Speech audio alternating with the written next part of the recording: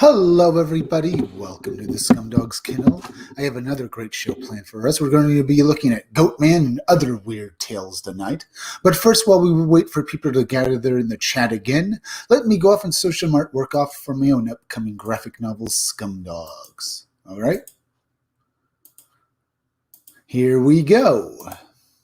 Off for my own upcoming graphic novel, Scumdogs. Let me do that. Go over here. Let me do this too. All right, here we go. Here is my extreme 90s cover. I did this cover to harken back to, as I've said before, back to comics we used to grow up with. You know, all the good stories that sadly, you don't see, you know, how comics used to be. Can't go anything more than that, huh? Yeah, well, can't go back on to say anything more than that because I really don't want to bring up what's really going on. Or rather, other stuff, you know. I just want to harken back and basically get you to a time when we used to, well, go out into comic shops, buy the latest book, and enjoy it. Now, Scumdogs is a parody of 80s cartoons and anything else, well, 90s cartoons, anything else I like to parody. The Scumdogs themselves, well, in the future, there's such a thing known as Scumdog Sports. It's basically sporting events held with superhuman monsters as the athletes. See, they're called scum and dogs. Well, Scumdogs because they're scum and dogs for trading in their humanity for superpowers to compete in sporting events for money.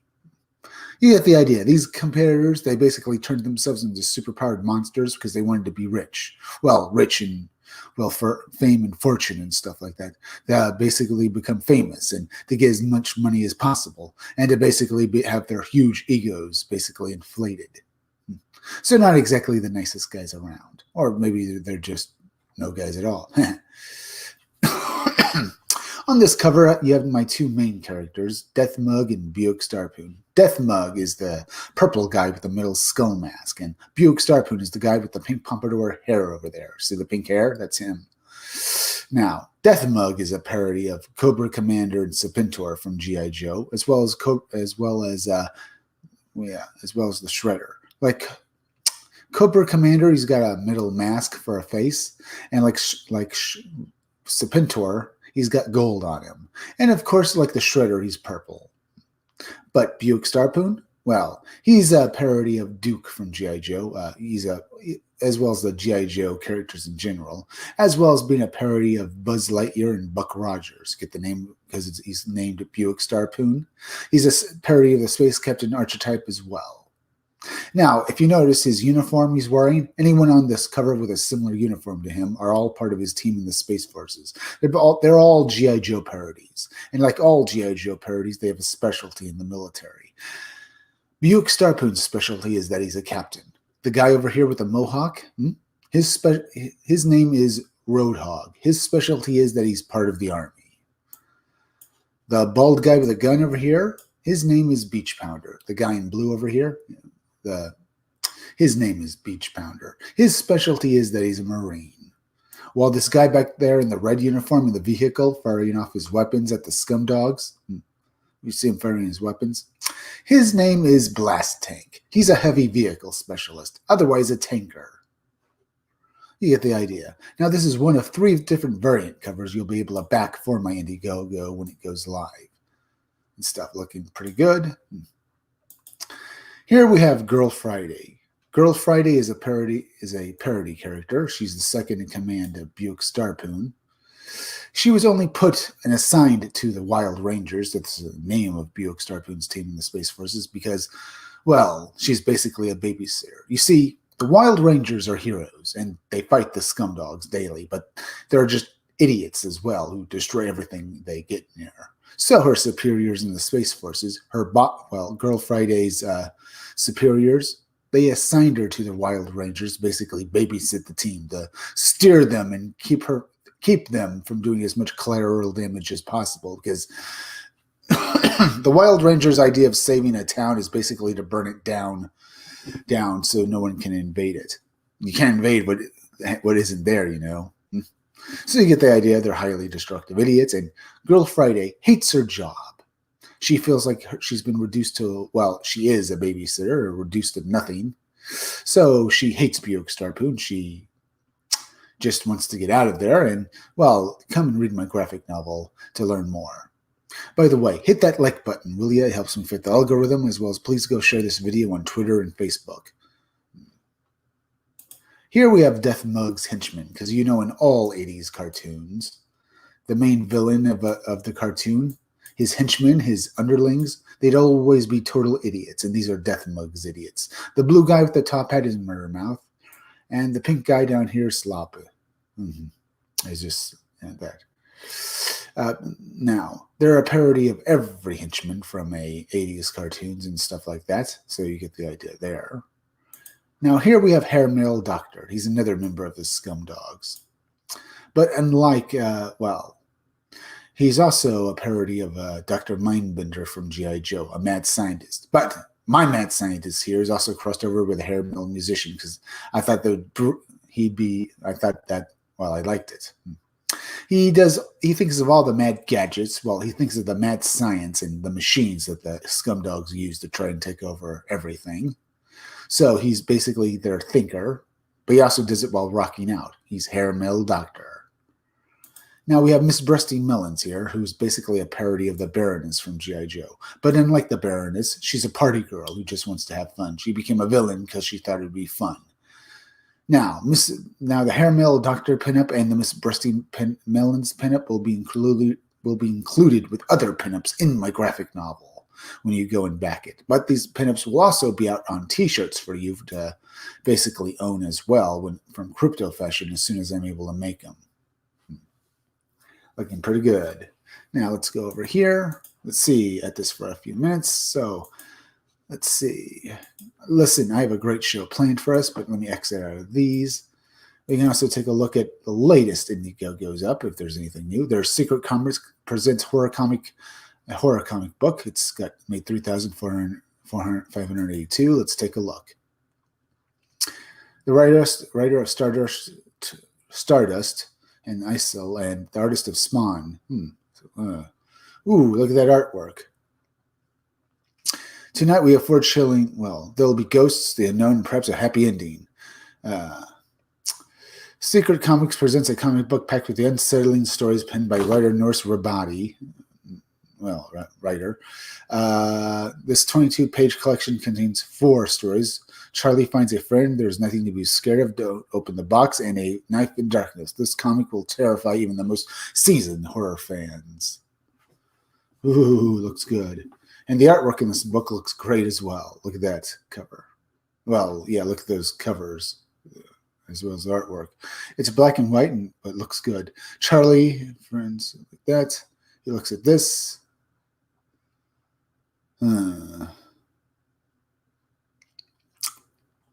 You get the fact that the little boy there is in deep trouble. You also see a bunch of stuff that shouldn't really be in a basement as well. Oh, well, it doesn't look quite right, does it, folks? Let's go down here and look at more of the artwork. Let's see. Thank you, page. 2 comic books. 2 copies of the book. Okay. Let's see. Rat Body Zombie variant. $10. So you can back this book for $10.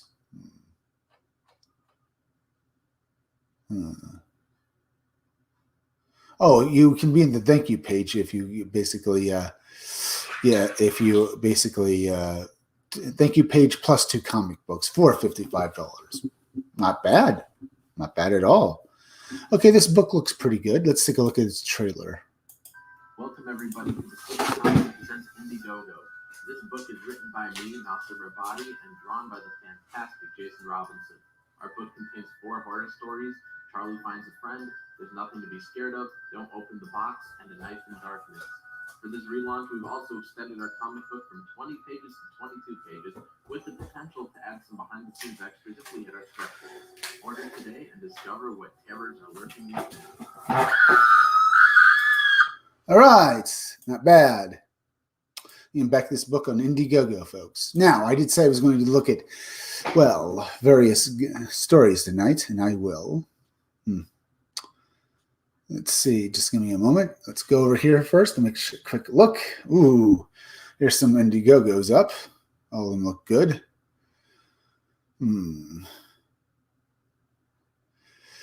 All right. Now, as I said, we was going to talk about weird tales. Well, let's see. Goatman and other weird tales. So let's go over here. I'm going to talk about anything that's really weird tonight. We'll start with the Maryland Goatman.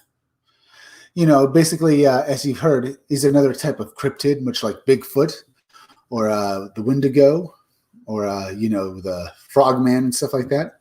After I go with the Goatman tonight. So we're going to have some fun. We're going to look at these stories. And let me go over here real quick. 10 minutes in. By the way, folks, hit that like button for me if you have not hit it yet. And also, please go share this video on social media. Let's see. The Maryland Goatman is a hominid entity, reportedly to live in Maryland. According to legend, the Maryland Goatman is an axe-wielding half-man, half-animal creature that was once a scientist who worked in the Beltsville Architectural Research Center. The tale holds that he was experimenting on the goats. The experiment went away, and he began attacking cars with an axe, roaming the back roads of Beltsville, Maryland. A variation of the legend tells that the Goatman is an old hermit who lives in the woods, seen walking alone at night along Flinchington Road. It is often described as a 7-foot-tall hybrid creature, half man and half goat. It is covered in brown fur and possessing long, often curled horns. It is occasionally reported to carry an axe that it uses to attack its victims. That's one variation on the Goatman I was looking for. I can look at others as well. You get the idea there. Let's see. I'm going to look at other tales for the Goatman. There are a few other legends about him as well. So I think Goatman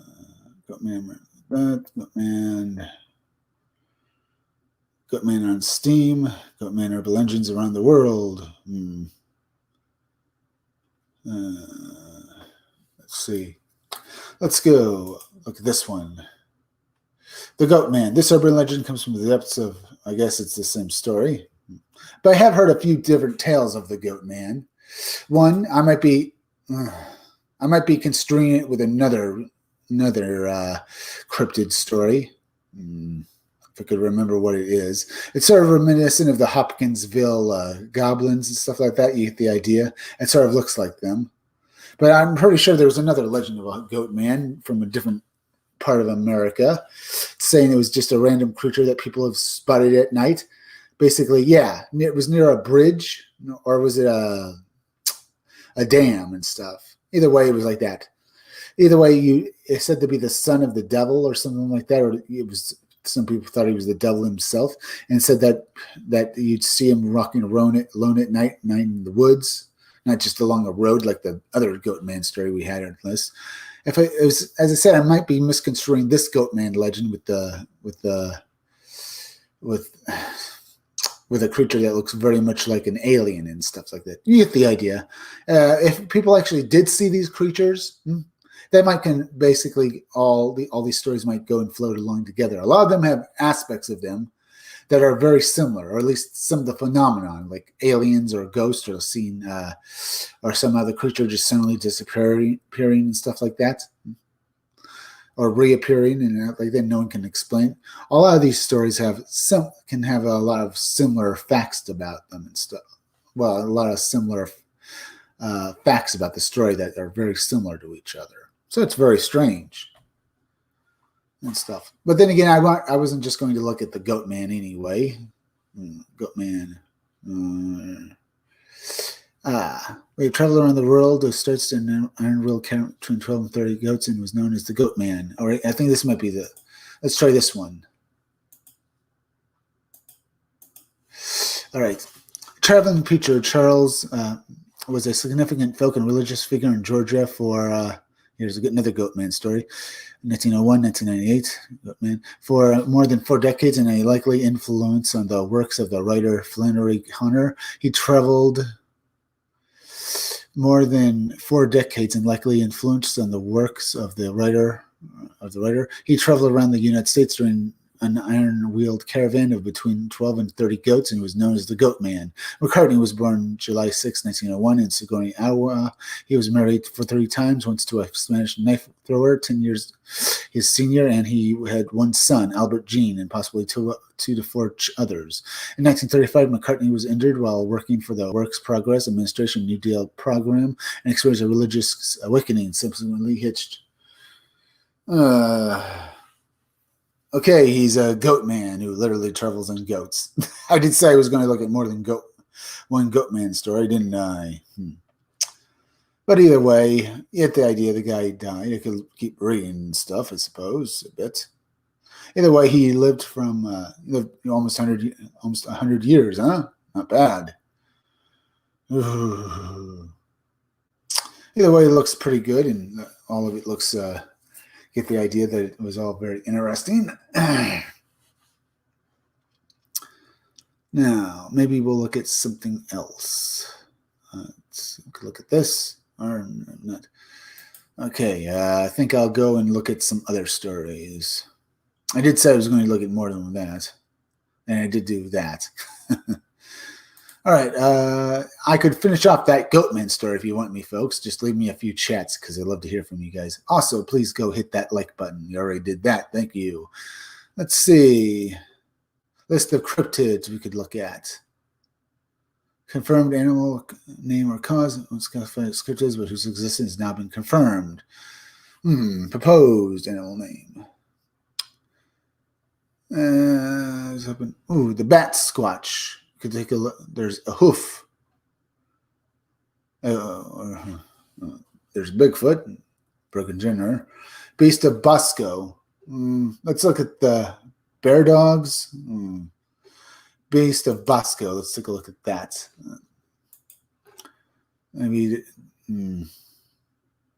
Beast of Bosco. Let's take a look at this. The Beast of Bosco is the subject of a legend in the Chubasca, Indiana, about an enormous snapping turtle, which citizens claim to have seen in 1949. Despite a month-long hunt that briefly gained national attention, the Beast of Bosco was never found. The Beast of Bosco, or affectionately known as Oscar from its first discoverer, resides in something, where it is supposedly a giant snapping turtle. Legend has it that the story starts in 1898, when a farmer named Oscar Falk supposedly saw a giant turtle living in the 7-acre lake in his farm near Chubasco. He told others about it and would eventually say to leave it alone. A half-century later, July 1948, 2 Chubasco citizens, Ora Blue and Charlie Wilson, also reported seeing a huge alligator snapping turtle, weighing on an estimated 500 pounds while fishing on the same lake, which had come to be known as Falk Lake. A farmer named Gale owned the land at the time. Harris and others also reported seeing the creature. Word spread, and many expeditions were held to try and get the big beast out of the lake, including draining and motorboating the lake. Not much else is known about the Beast of Bosco. Some say it is just hibernating, waiting for food to come to it. Some say the beast never existed and it was just Oscar's way of making the sleepy town feel alive. Turtle Day festivals. Oscar is honored in the Turtle Day Festival each June, including a parade, carnival, and little turtle races. A turtle shell labeled Beast of Bosco hangs in the Two Brothers restaurant in Decatur, Indiana. Not bad. A small concrete statue of a turtle sits on the sidewalk at the main intersection, center of Chubasco. Okay, that's interesting. It's very interesting. We take a look at bat squatch. If you want me to look at any cryptids or ghost stories, feel free to tell me, folks. Dwarves? We take a look. Minor dwarves. Dwarf, huh? Take a look at this, I suppose. Maybe in a moment. Let's go over here. Other stories. Deer Man. All right, we'll take a look at that. Let's look at Deer Man. Oh, look at that. The Deer Man is a mysterious humanoid cryptid that was reportedly witnessed on a night in early spring 2012 in the Wichita Mountains in Oklahoma by Kyle Levine and several friends. The creature was first seen after it was illuminated in the headlights. The creature was described as standing upright like a man with a human-like arms and legs. However, the head resembled that of a buffalo or an elk. The creature possessed glowing red eyes and was capable of emitting a piercing screech. There are explanations to what the creature could be. Theories include an undiscovered species of cryptid, a misidentified deer. Yeah. There's also other stories of people encountering a deer man as well. Let's see. And I have heard of this story. Now, once there was a hunter. He was out hunting and stuff like that. He shot a deer. He went over to after he had shot the deer, he found its dead body, or at least dying body. But he also found something else. Literally, he found a deer man.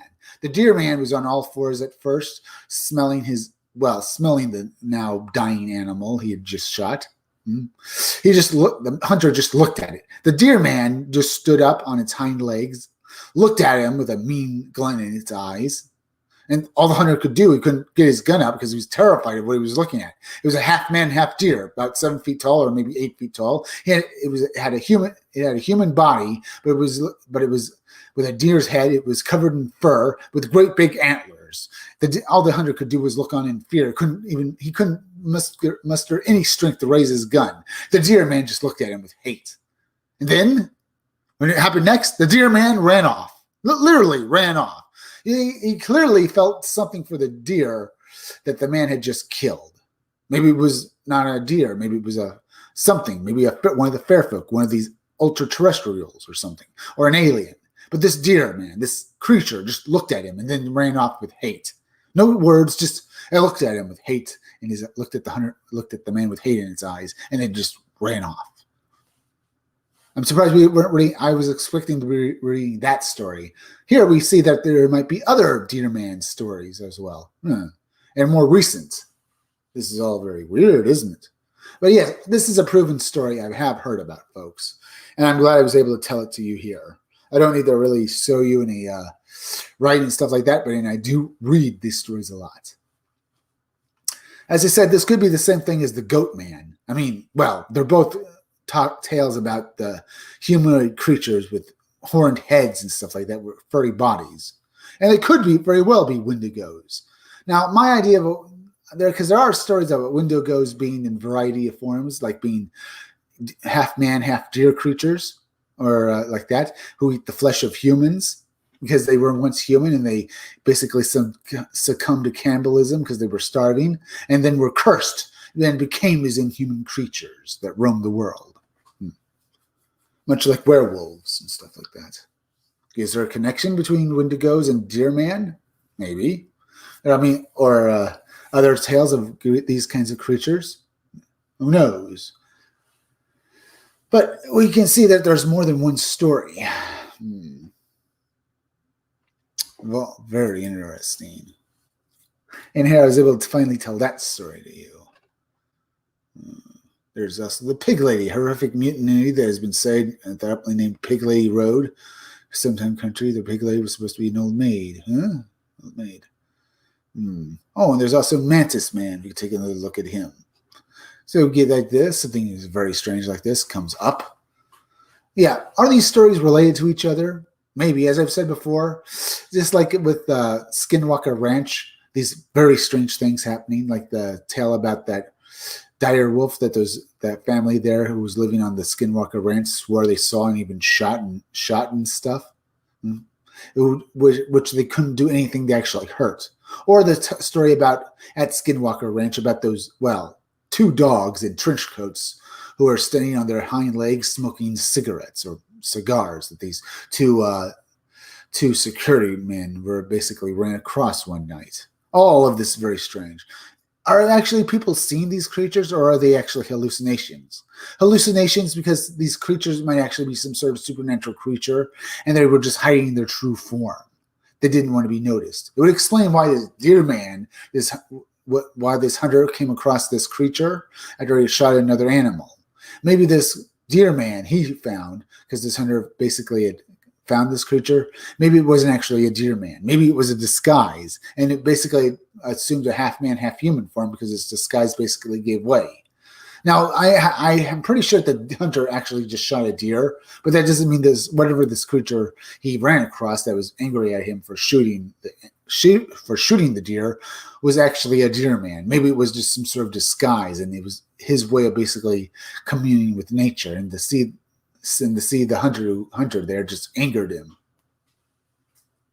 There's an idea. There are plenty of theories we could basically toss around, and which is the same goes for all of these different creatures, Pig Lady or Mantis Man and stuff. They could all just be illusions. I mean, they could actually be hiding something that actually happened, but these people saw an illusion caused by something, by someone, by something, or by maybe these were actually aliens, and somehow they're the machine they used to disguise themselves basically screwed up, and they came out looking like monsters.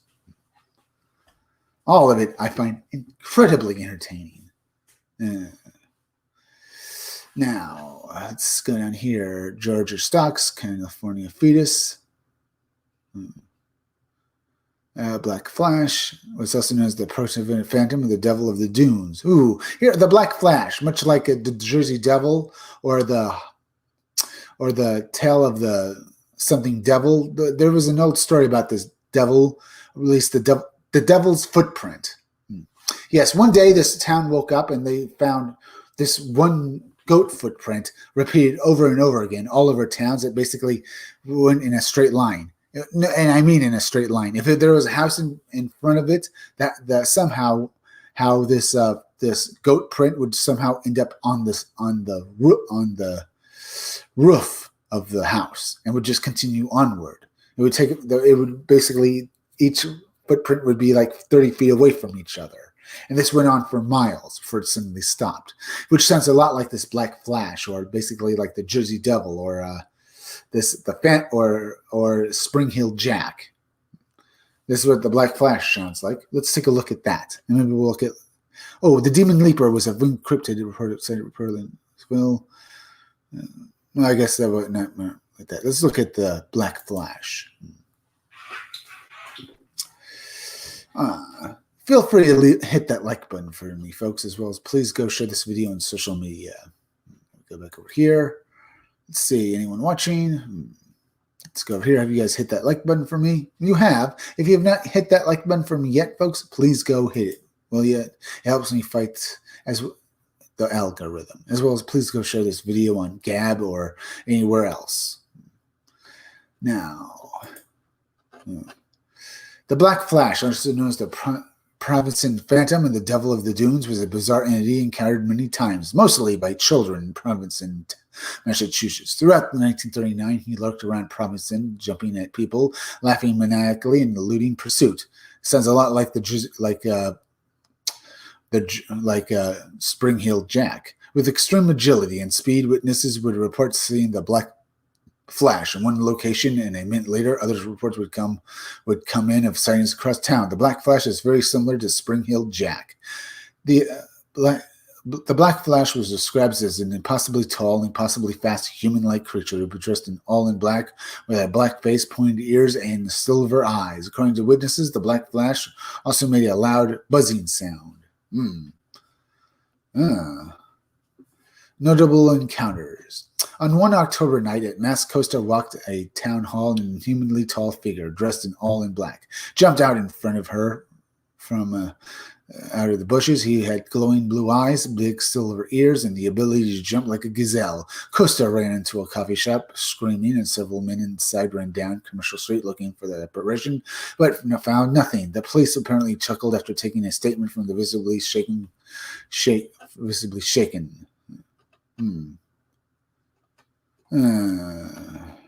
Let's see. Now, maybe look at Spring Hill Jack, huh?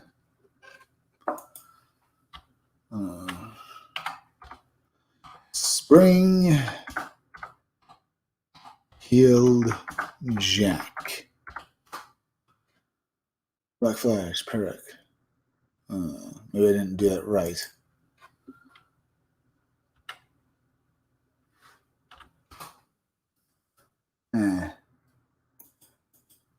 Go over here.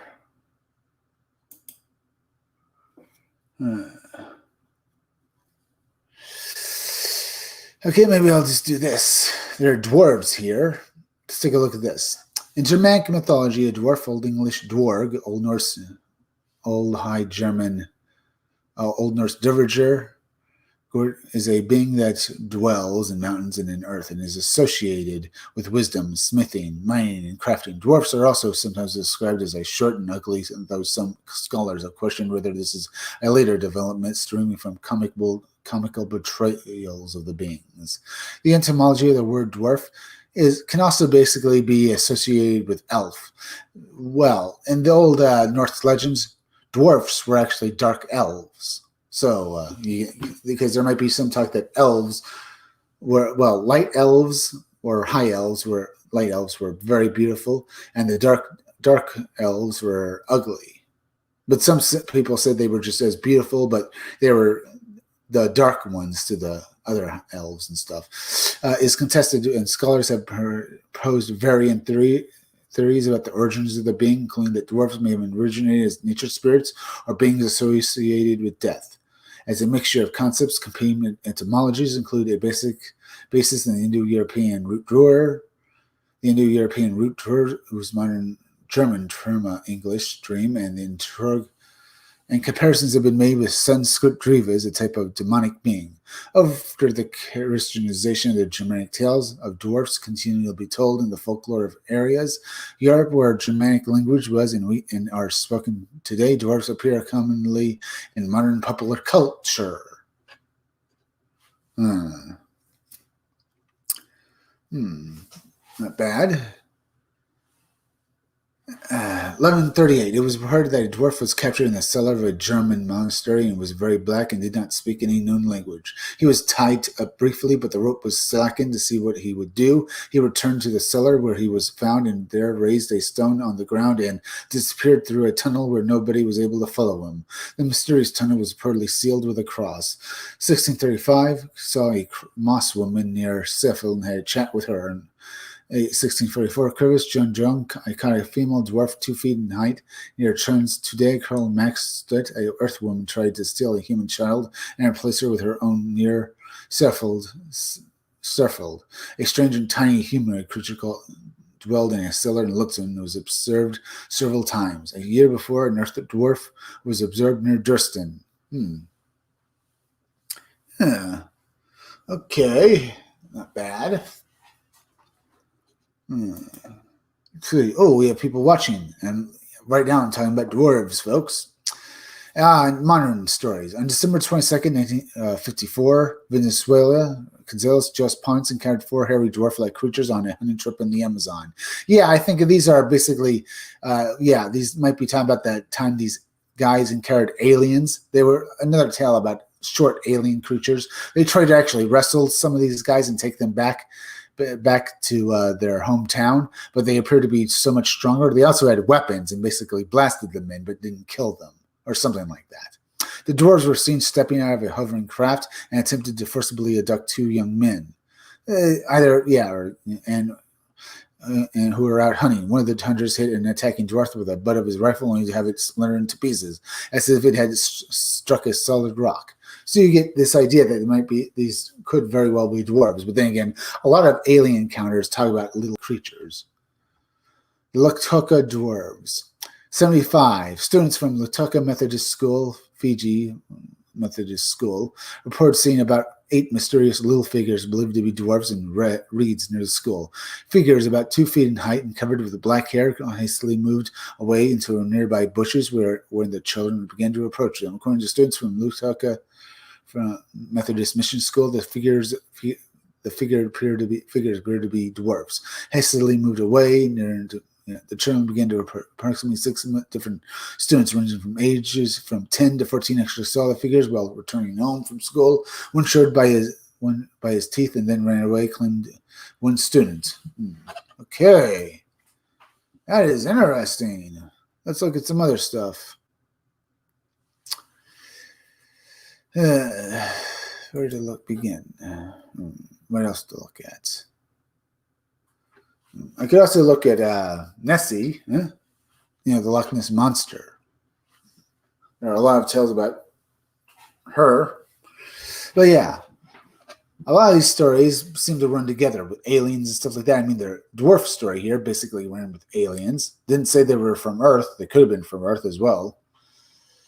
So it's all very, very strange. Here's the Dunbury frog people. I've been meaning to look at this. Let's look at the pig lady first, though. Interesting. The pig lady is a horrific mutant entity. It's been cited on the aptly named pig lady. Now the pig lady was supposed to be an old maid who was injured during a fire at the mansion. A fire broke in, and this woman was on the second floor and was abandoned by everyone else. And as they saved themselves, she fell from the second floor, disfiguring her face, and she disappeared to live in the woods. However, there are many different origin stories for the pig lady.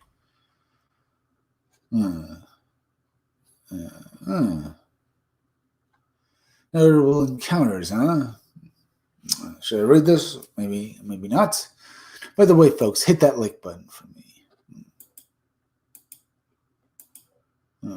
Maybe I'll look at something else. Dunbury frog people, perhaps. The Dunbury frog people are a family of strange mutant humanoids that are rumored to live in Dunbury, Connecticut. The Fairland Country Weekly ran a short mention of the frog people 98 and placing them in a nearby Bethel. Appearance: the frog people are described as possessing large lemon-shaped heads with eyeballs on the sides, thin, crusty lips, and wide mouths, and sunken noses and slit nostrils. They have patchy hair that sits upon their abnormally large heads, and their bodies are thin and gangly. Right? The summer before here's a notable encounter. The summer before my junior year in high school, a friend's mother was running a version of Meals on Wheels at a local church. I volunteered to help. Two friends and I would go around Dunbury door to door, give out lunches to unfortunates in one of the houses where the frog people. They share a family name. I can't remember. They wouldn't come to the door. We were told to knock on the door and then leave the food there. Being mischievous kids, we would hide and wait. I never got awesome views, but the door would crack open and a hand would come out. They would snatch the food like that. Interesting. Adventures in the Potters, something called the Witch Clan, the Potter Clan. Apparently lived in the woods. Interesting. Okay, frog people we looked at. Let's see. There's ghosts. We can take a look at this like that. Here's some pictures of ghosts and stuff like that.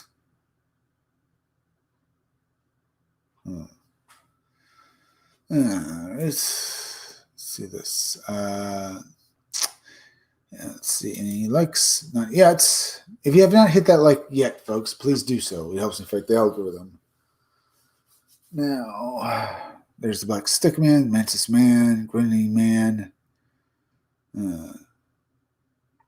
Let's look at the Grinning Man.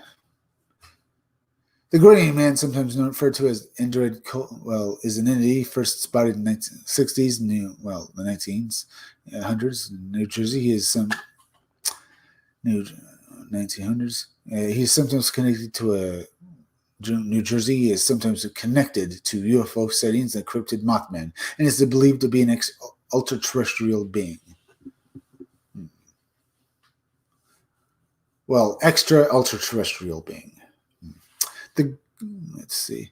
The Grinning Man is uniformly described as a tall man wearing a shiny metallic-like set of green overalls, bearing a wide grin and beady eyes. Disturbingly, witnesses describe that the Grinning Man has no visible ears or nose. The entity's skin is described as being tan or greenish. One witness also stated the Grinning Man was wearing a black belt. In October, two boys spotted a strange man sitting behind a fence. They described the man as having a big grin, and supposedly someone in that neighborhood also reported being chased by someone. Now, here's other legends about, Spring Heel Jack. And over in England, they said that, some guy who was smiling like the Grinning Man basically jumped over a freaking fence that was about 12 feet tall. The man who was back into the backyard of some guy Now, the guy who owned the property was just standing there and couldn't believe what he had seen. This man had just jumped over his 12-foot tall fence or something like that with ease. The man walked up to him, grinning like we just talked about, and then commenced to basically slap him before running off, and then basically jumping away, much like Spring-Heeled Jack or the Grinning Man. Very strange. It's another story I know about. I've been wanting to bring up. Go to bring it up here because I have to find the actual source of that story. 40 minutes in. Yeah. We're looking at various cryptids and ghost stories, folks. So feel free to leave a like if you haven't, as well as please go share this video on social media. Yeah. Share this video on social media. Share it on Twitter. Share it on Facebook. All right, let's see. All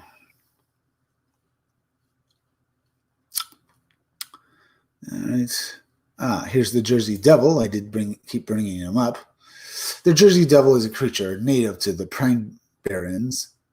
It is often described as having hooves, a snake's tail, bat wings, and a head that looks like something like a horse.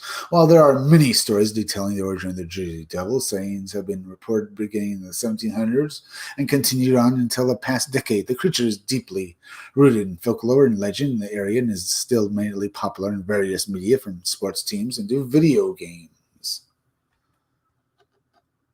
Leeds Devil. The Jersey Devil often glows and it can breathe fire or poison, water with its breath.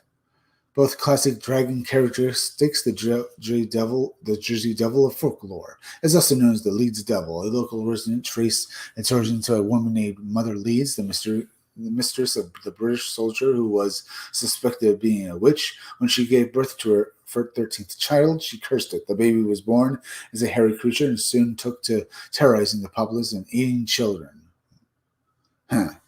Place of the Dragon. The Lenape tribes called the area Posing, mean place of the dragon. Swedish explorers named it Drake Kill. Drake being a word for dragon, and Kill meaning channel or arm of the sea, river, stream. According to American folklore, Joseph Barnacle, elder brother of Napoleon, is also claimed to have witnessed the Jersey Devil while hunting on his Bordentown estate around 1820. One snowy afternoon, Joseph Bonaparte was hunting alone in the woods near his house when he spotted some strange tracks on the ground. They looked like the tracks of a 2-footed donkey. Bonaparte noticed that the one foot was slightly larger than the other. The tracks ended abruptly as if the creature had flown away. He stared at the tracks for a long moment, trying to figure out what the strange animal might be. At that moment, Bonaparte heard a strange hissing noise. Turning, he found himself face to face with a large winged creature with a horse-like head and bird-like legs. Astonished and frightened, he froze and stared at the beast, forgetting that he was carrying a rifle. For a moment, neither of them moved. Then the creature hissed at him, bit its wings, and flew away. Yeah, much like the Deer Man story I told you about with the hunter. He basically coming across this creature. The creature looks at him, then, runs away. Sightings. The Jersey Devil of modern sightings are widely different things. The name has been applied to cryptids that more or less resemble the original Jersey Devil. It also applied to nearly every New Jersey cryptid imaginable, such as hairy hominids that resemble Bigfoot, mystery birds, and even eastern cougars. One Jersey Devil sighting had a hairy humanoid with a deer's head and glowing red eyes. A number of well-publicized but not convincing hoaxes were managed to confuse the matter even more, scaring researchers away from the topic.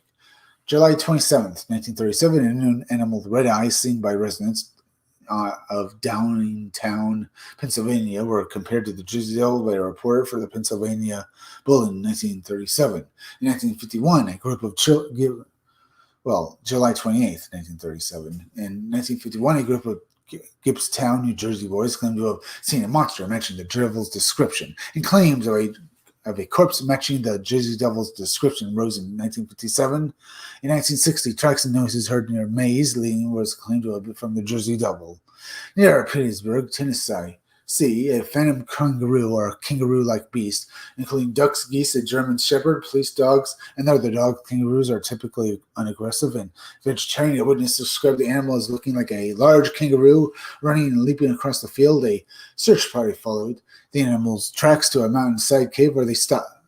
In cryptozoology, the Jersey Devil is one of the weird creatures that may Many investigators prefer to ignore when it is thought to be an undiscovered species of animal. It is generally classified as a living pterodactyl. Perhaps a genus similar to the Dimodron. The Jersey Devil is apparently located at the Pine Barrens, heavily wooded area in New Jersey. It was thought to have a connection to the Montauk Monster.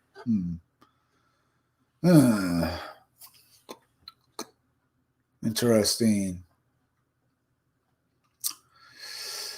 1909. Sightings. During the week of January 23rd, 1909, newspapers at the time published hundreds of claimed encounters with the Jersey Devil from all over the state. Among alleged encounters publicized that week, claims the creature attacked a trolley, Hayden Heights, and a social club in Camden, a place in Camden, Bristol, Pennsylvania. Supposedly fire on the creature was to no effect. Other reports initially concerned the unidentified footprints in the snow, but soon sightings of creatures, the Jersey Devil, were being reported throughout Jersey and as far away as Delaware, Western Maryland. The widespread newspaper coverage led to a panic. It is rumored that the Philadelphia Zoo posed a $10,000 reward for this creature's dung. The offer prompted a variety of hoaxers, including a kangaroo with artificial wings.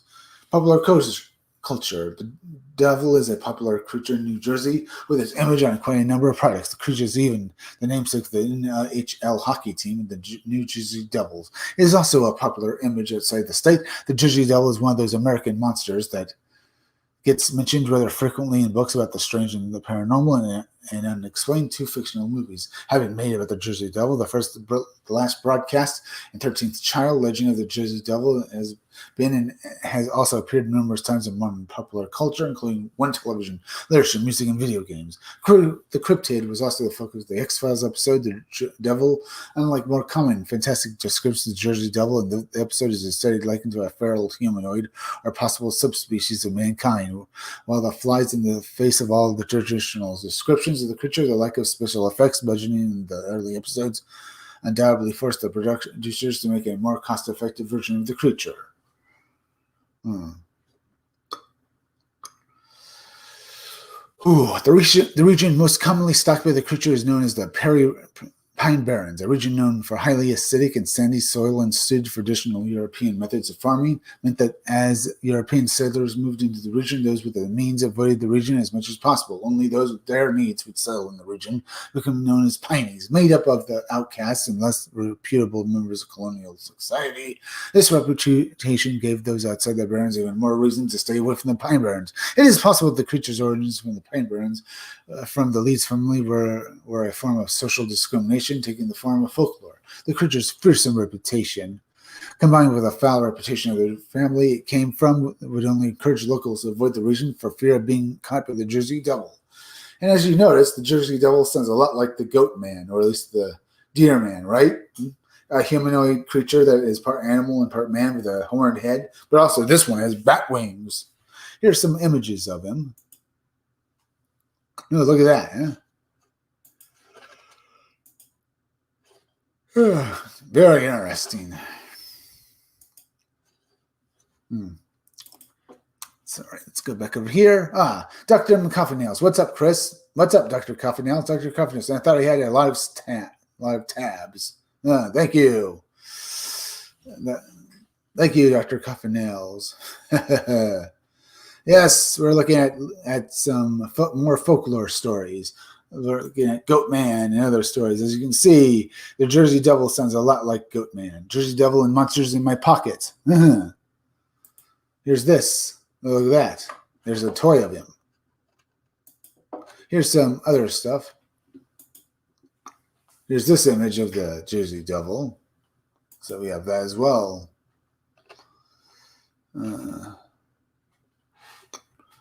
Here's Jersey Devil and Bigfoot. Look at that. All of it looks very interesting. Let's go over here. There's the Montauk Monster. Look at that. Now, some people think this could be, well, the monster there. In December of 8, a mysterious glob of mammal flesh washed ashore upon the northern coast of Long Island, dubbed Montauk Monster, or Monty, by Nick Pipers, one of the eyewitnesses and site and bloggers of MontaukMonster.com. It soon attracted the attention of the media as well as speculators and cryptozoologists. Some were guessing it was a dead raccoon dog or pig. Some said raccoon, dog, or pig. Some said experiments were conducted on the neighboring Palm Island, and lots of conspiracy theories surrounding it. Most agree that the corpse was likely a raccoon due to the fingers and body shape, though the skull appears to be beaked. A second Montauk monster was found later that appeared similar but different. Since no others have been appeared, it was probably a hoax. While general interest in theories of the subject gradually subsided over the last year, it quickly regained momentum this year after another Montauk monster was found at the beach of last month. The new photographs look very different than the original. It is not clear whether this is a copycat incident or a continuation of viral marketing. Hoax. While the second monster believed to be a hoax, the creature's corpse was proven to be a raccoon that decomposed underwater. Hunter Shihab released a horror novel called The Montauk Monster, published fiction in 2014. He also released another novel named Another Cryptid called Swamp Monster Massacre. Yeah, this looks interesting. Let's go back over here. 15 minutes in. Dr. Coffee Nails, what software do you use to stream live, Chris? I just use basically Windows 10 and stuff like that. I also use StreamYards and stuff. Just doing that. I use that constantly. But I love hearing from you, Dr. Coffee Nails. Thank you for coming into the chat. If you want me to look at anything else, I will. Feel free to leave a few more comments telling me that. Clear my throat. Let's see this. Find a few more monsters to look at. There's Nessie and the Loch Ness Monster we can take a look at.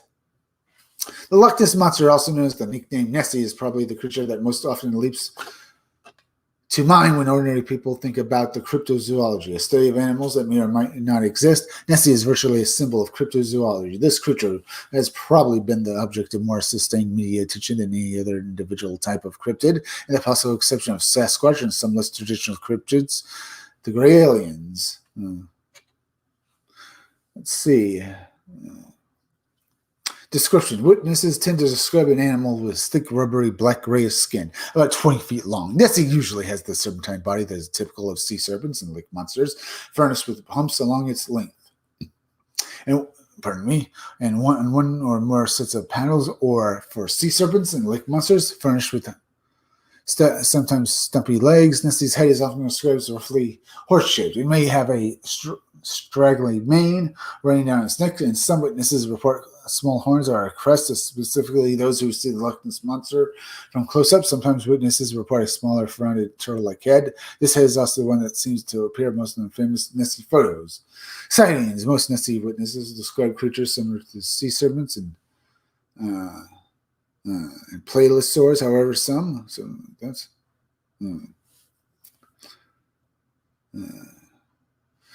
some describe creatures similar to the extinct species of carnivorous whale Passosaurus. The first series of wave of Nessie sightings came in the 1930s, and they continued ever since. Origins. Before the wave of sightings that started today, there were older legends of water dragons and kelpies in Loch Ness. However, those older legends were much more of a variable in how they describe the appearance of Nessie, so most researchers do not rely on them much. I simply know that they exist as being a reason to suppose that the Loch Ness Monster is much more than a recent fad. If Nessie is an animal, it had to have a mother, and at one point there had to have been a viable breeding population of this species. However, some more untraditional theories suggest Nessie comes from some type of space-time anomaly causing a plesiosaur blastosaurus, or some even say a sauropod to transport to the modern day. Even stranger theories suggest genetic experiments and mutations, though these are all considered very unlikely and, of course, presume the creature exists in the first place.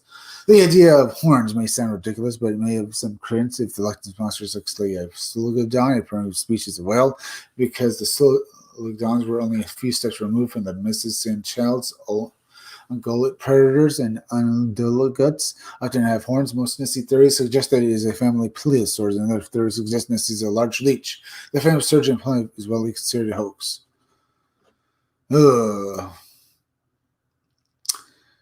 Nessie is one of the most well-known cryptids, thus the creature has been featured in many TV shows and even games. Well, TV shows, movies, or, TV shows and movies. In 2001, Dimension Films released a movie titled Beneath Loch Ness, in which a scientific expedition and team investigates a string of attacks that plague Scotland's infamous lake. In 2004, Scooby-Doo and the Loch Ness Monster was released, which Scooby and the gang go to Scotland to attend a festival, but end up solving the mystery of the Loch Ness Monster after the creature begins to attack. 2008, Insight Films made a movie known as Beyond Loch Ness, or Loch Ness Terror. A cryptozoologist whom, as a kid, witnessed his father being eaten by the infamous Nessie at Loch Ness many years ago, and tracks the legendary beast to Lake Michigan, where her and her offspring would cause mayhem. In the popular BBC series Primeval, Nessie is mentioned a few times with the possibility of actually existing, and given one of the characters makes a profile about the creature. All right, interesting. That's very interesting. Let's go over here now, folks. Let's see, 55 minutes in. Ducked and Coffer Nails, thanks for another chat. Now I think I'll go and show you my, my Indiegogo trailer now. Well, the trailer for the pre-launch page of my Indiegogo. Scumdogs. All right, let's take a look. Bored? Without any great comic books to read, as if you're falling through the depths of space? Then come read Scumdogs. It's one hell of a great comic book. You're just going to love it. And unlike the blue-haired land whales or the purple land whales, you won't get anything like the agenda politics. You can hear it on the wind. Scumdogs, just a great comic, just barging down your door, seeing all the little purple bastards running and screaming in terror. That's Scumdogs. You'll see the amazing sights of people running past gigantic, bizarre pictures, with bizarre happenings, and great stories that'll make you just love the story. You'll get characters like Sloppy here, Caramel Doctor, Miss Breasty Melons, and you'll also get Murder Mouth, as well as the ultimate character, Death Mug. Yes, Death Mug, and you'll see him fight his arch enemy, Buick Starcoon, who leads his team into space versus the Wild Rangers in epic battles against the Scumdogs. You'll get characters like Caramel Doctor fighting Beach Pounder in an epic battle with Blast Tank along as well, firing off his missiles in an epic showdown that will leave you grasping and wanting more. That's Scumdogs. Go and back it on Indiegogo. You'll get 3 covers. You'll get this cover here that's just awesome, the 90s violent muscle cover. You'll get this one where basically a parody of the characters just working in the program. Okay. You also get 3 covers, as well as the cover with them just chasing down purple land whales. Okay, little purple bastards. But it's going to be awesome. Get back these 3 covers on Indiegogo. Back my comic book. You're just going to love it. That's Scumdogs. Come and get it on Indiegogo. All right, folks. That was the pre-launch page of my Indiegogo. Thank you for coming and looking at it. Now, let me go over here. Now, let's see. Looking forward to Scumdogs. Thank you, Dr. Coffin Nails. I'm going to thank you all for joining me tonight. Remember, folks, go and subscribe to my YouTube channel. Read comics, they're bad for you, okay? As well as make sure you're still subscribed. Hit that like button for me, as well as please go share this video on social media. Share it on Twitter. Share it on Facebook. As well as leave some comments down below. I'd love to hear from you, folks. Remember also, please go and subscribe to, Stitch Together Picks. Stitch Together Picks is another YouTube channel that deserves far more subscribers. It's hosted by it's hosted by the maniacal cinephile. You're going to love his reviews of movies. They are great. As well as please go over to Creepy Little Book and subscribe to his channel too. He does these little videos talking about high strangeness, but he also live streams every night. On weekdays, he live streams at 12:30 a.m. and on weekends at 11 o'clock p.m. He talks about aliens and ghosts, and you learn so much from watching him. That's Creepy Little Book. Go and subscribe to him. Also, go over to Twitch and subscribe to Robot Co-op. All right. Also, please go over to Rumble and please subscribe to my Rumble channel, Comic Freak, as well as go over to BitChute and subscribe to my BitChute channel. It is also named Comic Freak. Now, we had some fun today, folks, and I'll be back again tomorrow around 5 o'clock or 6 o'clock, 6 o'clock or 8 o'clock or 10 o'clock for another live stream, so be sure to come back again then. I'll have even more great stories tomorrow, and we'll have some more fun. I'll have some guests on as well. I'll at least try to get guests on. Now, I'm Chris Williams from the Scumdogs Kennel. Thank you all for joining me.